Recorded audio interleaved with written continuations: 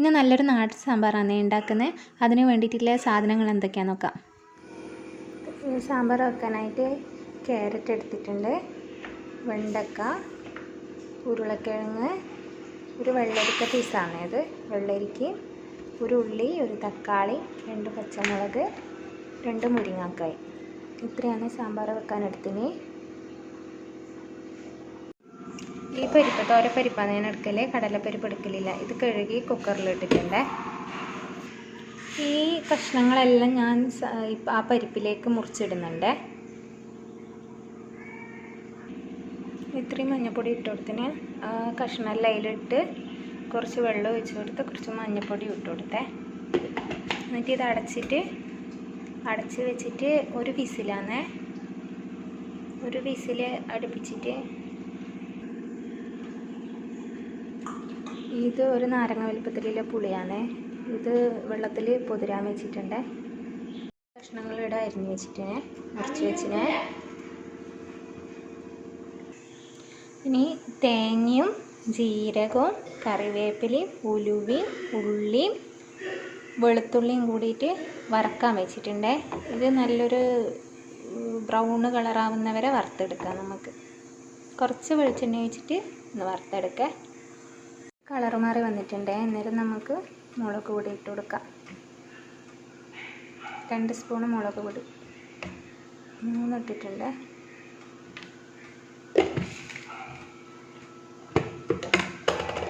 മല്ലിപ്പൊടി അതുപോലെ തന്നെ കുറച്ച്.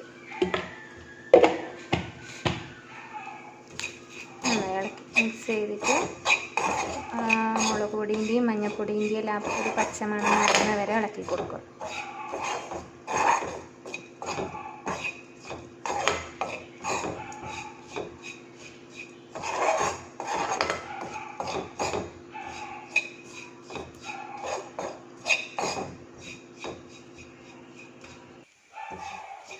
ഇത് നല്ലൊരു കളർ മാറി വന്നിട്ടുണ്ട്. ഇനി നമുക്കിതൊന്ന് അരച്ചെടുക്കാം. ഇത് തണുത്തതിന് ശേഷമാണ് അരച്ചെടുക്കുക. ഇത് തണുക്കാൻ വേണ്ടിയിട്ട് വെച്ചിട്ടുണ്ട്.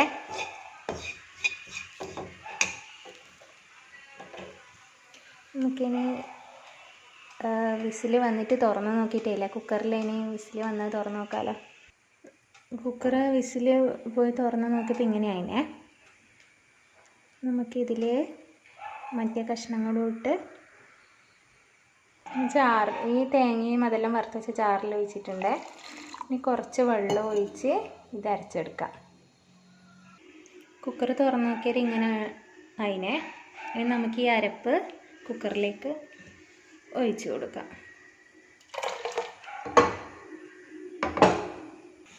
അരപ്പ് ഒഴിച്ച് കൊടുത്തിനെ. ഇനി അതിലേക്ക് നമുക്ക് കുറച്ച് ഉപ്പിട്ട് കൊടുക്കാം.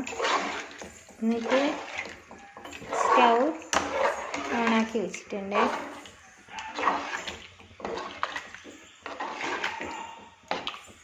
ഇതൊന്ന് തിളക്കാൻ വെക്കുക. തിള വരുന്നത് വരെ ഒന്ന് അടച്ച് വെക്കുക.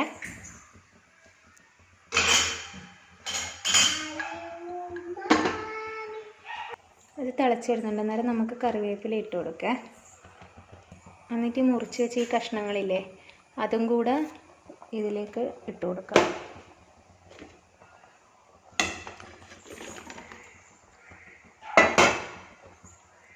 മല്ലിയില ലാസ്റ്റ് ഇടുന്നില്ല, കഷ്ണങ്ങൾ മാത്രമേ ഇപ്പോൾ ഇട്ട് കൊടുത്തിട്ടുള്ളൂ. എന്നിട്ട് ഉപ്പുണ്ടോ എന്നൊന്ന് നോക്കുക.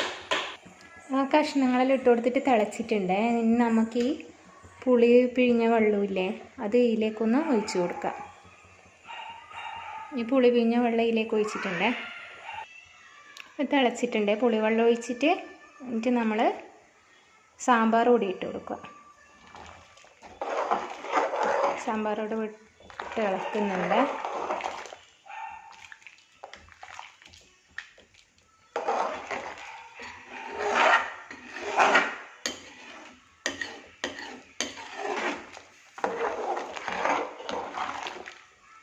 സമയം നമ്മൾ ഉപ്പുണ്ടോ എന്നെല്ലാം നോക്കണേ. ഉപ്പില്ലെങ്കിൽ ഇട്ട് കൊടുക്കണേ.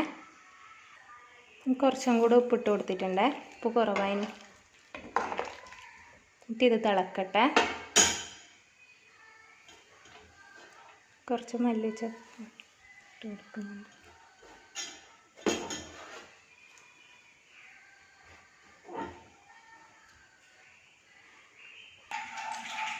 കൈ കാട്ട്. കൈ എങ്ങനെ പിടിക്കുക? ആ അങ്ങനെ പിടിക്ക്.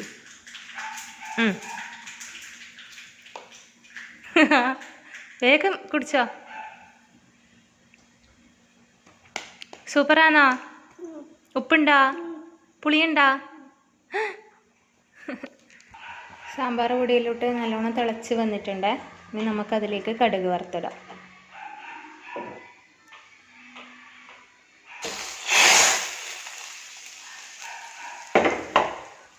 സാമ്പാർ റെഡി ആയിട്ടുണ്ടേ.